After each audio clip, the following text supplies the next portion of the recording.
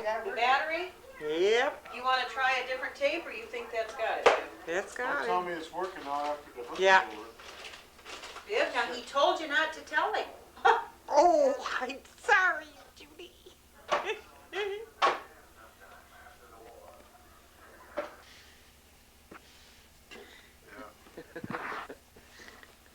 caught me in my boar's nest. Right. And here's the bear skins hanging there. See you, Bill. Yeah.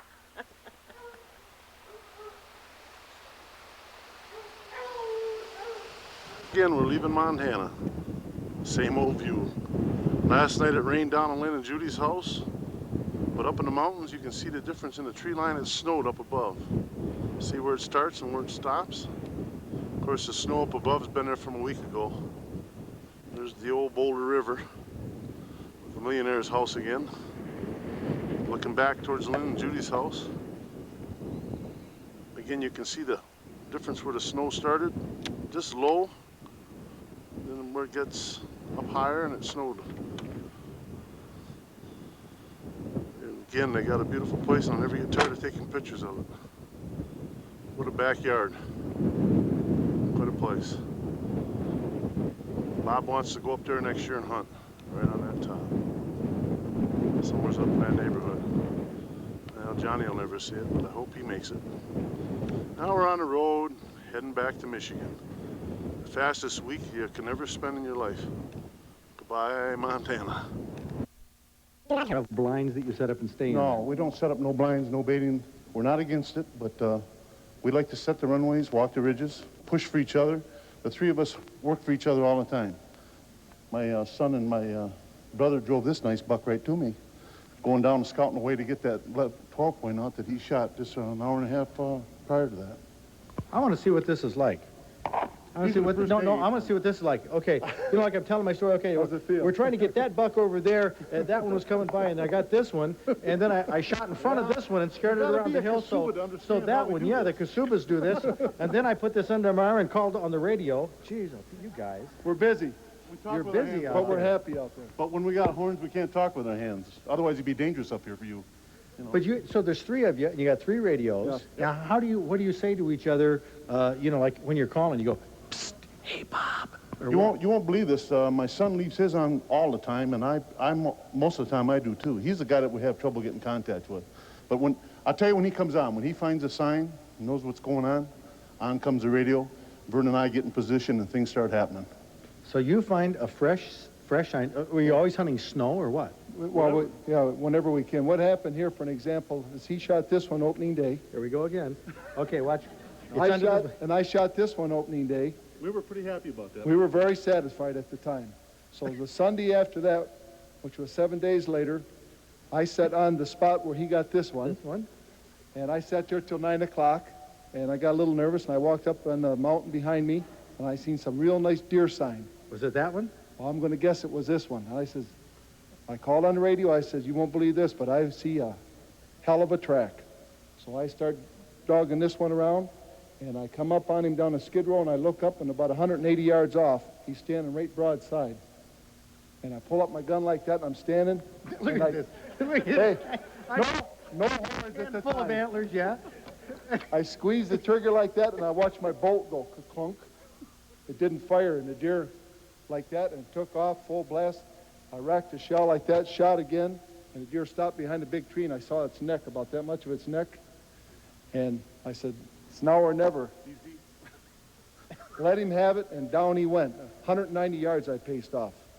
And when I got up on this deer here laying there, I was kind of excited and really enjoying myself. And I looked around on the deer sign, and I said, oh my God, there's bigger tracks yet. So I called my brother on the radio, and I said, you won't believe this. I said, but I got one down, but you should see the tracks of the deer that was with them. And he said, okay, I'll set up here. And I started looking for a place to pull this one out. And I'm going down the skid row looking for a place. And I hear a shot up on the hill where John's sitting. He gets on the radio. He says, yours better be pretty big, Bob, because you ought to see mine. So this is what happened. If there's much more to this story, I'm going to call in for a helmet. There's no Really? end to it, Fred. There's no end to it? No. I'm 37 spending years of more- hunting. 40 years for me. I shot my first buck exactly 2.5 miles from where I got these two deer just 40 years ago. I bet you have a big mountain of antlers at home. Well, Quite a we few. do, yes. Yeah. These 4 bucks right here this year were shot within a quarter of a mile of each other. These 2 bucks were shot within 150 yards of each other. And what about these two? Within a quarter of a mile of each other. Yeah, Yeah. all in the Okay. same area. Yeah. But some days, we might be hunting in a place like that, Fred, and 2 days later, we might be 25 miles from there, honestly. Yeah. Hunting another area. We go scouting and looking for sign. Yeah. We stayed and hunted the whole season after we filled our permits Scouting. with a camera recorder, scouting for next year. The whole season. Do you don't guys, give up. Just now, because we tell Of me- course, hoping my son would pick up one while we were hunting, but he didn't. now one last question. Do you have one of those radio things like their operators have for the telephones? No, Or Garth Brooks with the little microphone and all? Nothing like that. Huh? Usually, That is a good, he likes that idea. really, us Kasubas don't need the radios. We got enough volumes. When something like this happens, we don't really need the radios. Hey, you guys tell a great story. Okay, watch it Good now. time. Yep. Congratulations on We really that. enjoyed ourselves here today, Hey, too. great job. What a story. Venison lovers, here is a platter. What's called snake. You serious? Yes, I am serious. Did you call him on the phone or use your radio? No, I called him on the phone. I Okay. picked up the phone and called John's uncle, Lou.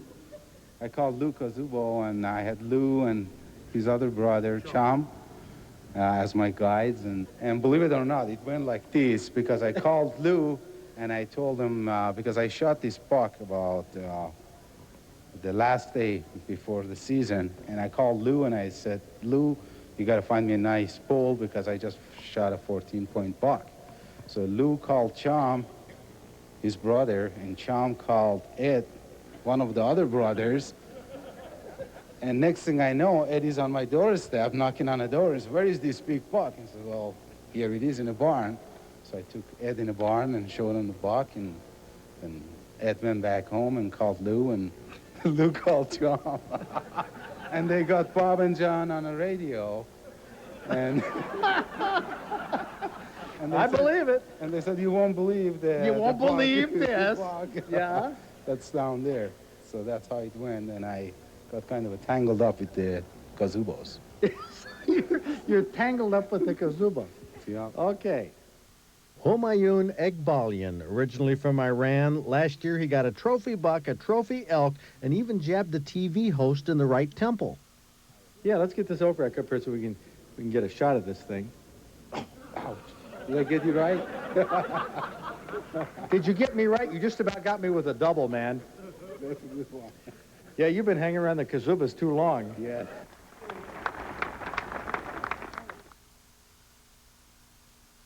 For 20 years,